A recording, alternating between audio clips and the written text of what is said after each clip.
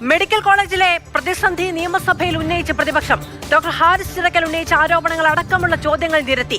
എന്നാൽ ഗുരുതര പ്രതിസന്ധിയില്ല എന്നും ഉമ്മൻചാണ്ടി സർക്കാരിന്റെ കാലത്തെ സാഹചര്യം അടക്കം നിരത്തി മറുപടി പറയുകയായിരുന്നു ആരോഗ്യമന്ത്രി. മെഡിക്കൽ കോളേജുകളുടെ കാര്യം പറഞ്ഞാൽ സാർ, അവർ ജില്ലാ ആശുപത്രി ബോർഡ് മാറ്റി വെച്ചതേ ഉള്ളൂ. പക്ഷേ ഈ സർക്കാരിന്റെ കാലഘട്ടത്തിൽ സാർ 4 മെഡിക്കൽ കോളേജുകൾ പഠനം തുടങ്ങാൻ സാധിച്ചു. സംസ്ഥാനത്തെ മുഴുവൻ 14 ജില്ലകളിലും മെഡിക്കൽ കോളേജുകൾ ഉള്ള സംസ്ഥാനമായിട്ട് കേരളം മാറി സാർ. എല്ലാ ജില്ലകളിലും നഴ്സിംഗ് കോളേജുകളുള്ള സംസ്ഥാനമായിട്ട് കേരളം മാറി സാർ. ഈ സർക്കാരിന്റെ കാലഘട്ടത്തിൽ 21 നഴ്സിംഗ് കോളേജാണ് സാർ സർക്കാർ മേഖലയിലും സർക്കാർ അനുബന്ധ മേഖലയിലും തുടങ്ങിയിട്ടുള്ളത്. എന്നാൽ ആരോഗ്യമന്ത്രി അബദ്ധം പറയുന്നുവെന്നും ചോദ്യം ചോദിക്കുമ്പോൾ 10 കൊല്ലം മുൻപുള്ള താരതമ്യം ആണ് പറയുന്നത് എന്നും പ്രതിപക്ഷ നേതാവിന്റെ മറുപടി. ജില്ലാ ആശുപത്രികളുടെ ബോർഡ് മെഡിക്കൽ കോളേജ് എന്നാക്കിയിട്ട് കാര്യമില്ല എന്നും സതീശൻ. ഇങ്ങനെയാണോ താരതമ്യം ചെയ്യുന്നത്? 10 കൊല്ലം മുമ്പുള്ള കണക്കാണോ സാർ ഇവിടുത്തെ ചോദ്യം? എന്താ? ഇവിടുത്തെ ചോദ്യം ആശുപത്രിയിൽ ചെല്ലുന്ന ആളുകൾ സ്വന്തം ചെലവിൽ സാധനങ്ങൾ സ്വന്തം ചെലവിൽ നൂലും സൂചിയും സർജിക്കൽ എക്യുപ്മെന്റ്സും വാങ്ങിച്ചു കൊടുക്കേണ്ട ഗതികേടിനെ കുറിച്ചാണ് ചോദ്യം സാർ. ഈ സ്ഥിതി സർക്കാർ ഓഫീസിലാക്കി. എന്താ മന്ത്രി പറഞ്ഞത്? എന്താ ജില്ലാ ആശുപത്രിയുടെ പേര് മാറ്റിവെച്ച മെഡിക്കൽ കോളേജ് ആവുക?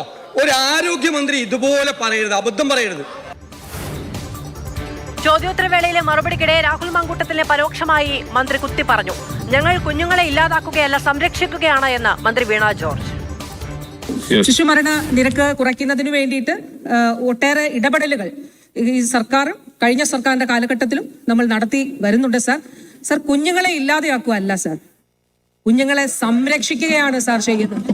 കുഞ്ഞുങ്ങളെ ചേർത്ത് പിടിക്കുകയാണ് ചെയ്യുന്നത് സാർ. ഗർഭസ്ഥാവസ്ഥയിൽ ഉള്ള ശിശു മുതൽ സാർ കുഞ്ഞു ഉരുവാകുന്നത് മുതൽ സാർ ആദ്യത്തെ 1000 ദിവസം പ്രത്യേക പരിപാടി സംസ്ഥാന സർക്കാരിനുണ്ട് സാർ. അമ്മയുടെ ഉദരത്തിലുള്ള കുഞ്ഞു മുതൽ കുഞ്ഞ് 2 വയസ്സാകുന്നത് വരെ സാർ. പ്രശാന്ത് കൃഷ്ണ വിവരങ്ങളുമായി നിയമസഭയിൽ നിന്ന് നമ്മളോടൊപ്പം തത്സമയം ചേരുകയാണ്. പ്രശാന്ത്, ആരോഗ്യമന്ത്രി ഇന്ന് പറഞ്ഞ മറുപടികൾക്കൊക്കെ ഒരു പാറ്റേൺ ഉണ്ട്. കൃത്യമായ കണക്കുകൾ ഉമ്മൻചാണ്ടി സർക്കാരിന്റെ കാലത്തെയും 1ാം പിണറായി വിജയൻ സർക്കാരിന്റെ കാലത്തെയും 2ാം പിണറായി വിജയൻ സർക്കാരിന്റെ കാലത്തെയും കണക്കുകളോടുകൂടി എങ്ങനെയായിരിക്കണം മറുപടി എന്നുള്ള കൃത്യമായ ധാരണയോടുകൂടിയാണ് ആരോഗ്യമന്ത്രി വരുന്നത്. ആ കണക്കുകൾ മുന്നോട്ട് വെച്ചുകൊണ്ട് തന്നെയാണ് മറുപടി പറയുകയും ചെയ്തത്. ഹാരിസ് ബന്ധപ്പെട്ട വിഷയങ്ങൾ, അല്ലെങ്കിൽ അദ്ദേഹം ഉന്നയിച്ച വിഷയങ്ങൾ പേരുകൾ പരാമർശിക്കാതെയാണെങ്കിലും സർക്കാരിന് ഇക്കാര്യങ്ങളിലെല്ലാം ഒരു നയപരിപാടിയുണ്ട്, ഒരു നയമുണ്ട്. അതായത് സർക്കാർ ആശുപത്രികളിൽ രോഗികൾ സ്വയം ചെലവ് വഹിച്ച് ഉപകരണം വാങ്ങണം എന്ന അത് സർക്കാർ നയമല്ല എന്ന് ആരോഗ്യമന്ത്രി വിശദീകരിക്കുകയാണ്. മാത്രമല്ല, അത് സർക്കാർ നയമല്ലെന്ന് പറയുമ്പോഴും ഇത്തരം നടപടികളെ നിരുത്സാഹപ്പെടുത്തുകയാണ്. ഓരോ മെഡിക്കൽ കോളേജുകളിലും ഈ സർക്കാർ വന്ന ശേഷം 1ാം പിണറായി സർക്കാരിൻ്റെ കാലത്തെല്ലാം ചെലവഴിച്ച പണത്തിൻ്റെ കണക്ക് നിരത്തിയാണ് ആരോഗ്യമന്ത്രി പ്രതിപക്ഷത്തിന്റെ ഭാഗത്തു നിന്നാണ് ഈ ചോദ്യോത്തരവേളയിൽ മെഡിക്കൽ കോളേജുമായി ബന്ധപ്പെട്ട ഈ ഉപകരണങ്ങളുമായി ബന്ധപ്പെട്ട ചോദ്യം വന്നത്. അതിനെ പ്രതിരോധിക്കാൻ ആ രീതിയിൽ കണക്കുകൾ നിരത്തുകയാണ് ചെയ്തത്. അപ്പോൾ പ്രതിപക്ഷ നേതാവ് ഉന്നയിച്ച പ്രധാനപ്പെട്ട ചോദ്യം ഈ സർക്കാരിൻ്റെ മാത്രമല്ല ആരോഗ്യമന്ത്രി ഇതെല്ലാം പറയുമ്പോഴും ഉമ്മൻചാണ്ടി സർക്കാരിൻ്റെ കാലത്ത് കണക്കുകളെല്ലാം വച്ചിട്ടാണ് ഈ കണക്കിൻ്റെ അന്തരം പറയുന്നത്. അപ്പോൾ 10 വർഷം മുൻപുള്ള കണക്ക് നിരത്തി ഇപ്പോഴത്തെ കുറവുകളെ സാധൂകരിക്കുന്നതായിരുന്നു പ്രതിപക്ഷ നേതാവിൻ്റെ പ്രധാനപ്പെട്ട ആക്ഷേപം. അപ്പോൾ ആരോഗ്യമന്ത്രി ഇത് വസ്തുനിഷ്ഠപരമായല്ല ഈ കാര്യങ്ങൾ വിശദീകരിക്കുന്നത് എന്ന വിമർശനവും പ്രതിപക്ഷ നേതാവ് ഉന്നയിക്കുകയും ചെയ്തു. മാത്രമല്ല, സിസ്റ്റത്തിൻ്റെ തകരാറാണ് എന്ന് ആരോഗ്യമന്ത്രി സമ്മതിച്ചു എന്ന കാര്യമാണ് AP അനിൽകുമാർ പറയുന്നത്. 10 വർഷം കഴിയുമ്പോൾ സിസ്റ്റത്തിൻ്റെ തകരാർ എന്താണെന്ന് പരിശോധിച്ചിട്ടുണ്ടോ എന്നതായിരുന്നു AP അനിൽകുമാറിൻ്റെ പ്രതിപക്ഷ നിരയിൽ നിന്നുള്ള ചോദ്യം.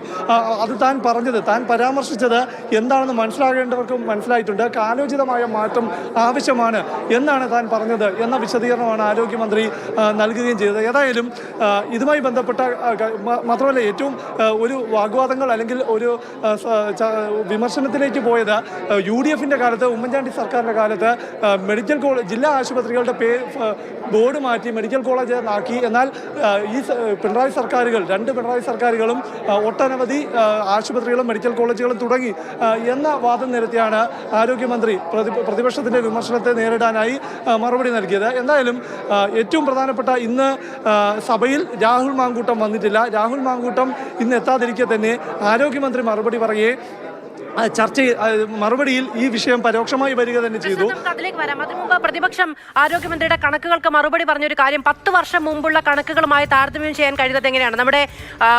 നമ്മുടെ ബജറ്റിന്റെ ലൊക്കേഷൻ മാറിയിട്ടുണ്ട്, കേന്ദ്ര ഫണ്ടുകളുടെ നിരക്ക് മാറിയിട്ടുണ്ട്, ആ രോഗികളുടെ എണ്ണത്തിലുള്ള മാറ്റം ഉണ്ടായിട്ടുണ്ട്, കോവിഡിന് ശേഷമുള്ള ആരോഗ്യ മേഖലയുടെ മാറ്റങ്ങളുണ്ട്.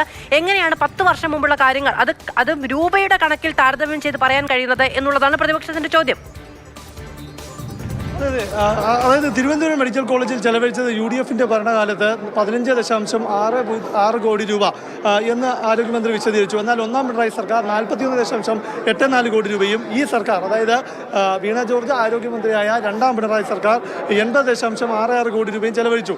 ഇതെല്ലാം പറഞ്ഞ ശേഷം വിദഗ്ധ സമിതിയുടെ റിപ്പോർട്ട് സഭയുടെ മേശപ്പുറത്ത്, ഇതുമായി ബന്ധപ്പെട്ട വിദഗ്ധ സമിതിയുടെ റിപ്പോർട്ട് സഭയുടെ മേശപ്പുറത്ത് വയ്ക്കാമെന്നും വയ്ക്കുകയും ചെയ്തു ആരോഗ്യമന്ത്രി. അപ്പോൾ കണക്കുകൾ വെച്ച് ഇതിൽ പ്രതിപക്ഷം ഉന്നയിക്കുന്ന വിഷയം കണക്ക് 10 വർഷം മുമ്പുള്ള ഒരു സാങ്കേതിക വിദ്യയോ അല്ലെങ്കിൽ അന്നത്തെ ആവശ്യകതയോ ഇന്നത്തെ ആവശ്യകതയോ വ്യത്യാസമുണ്ട്.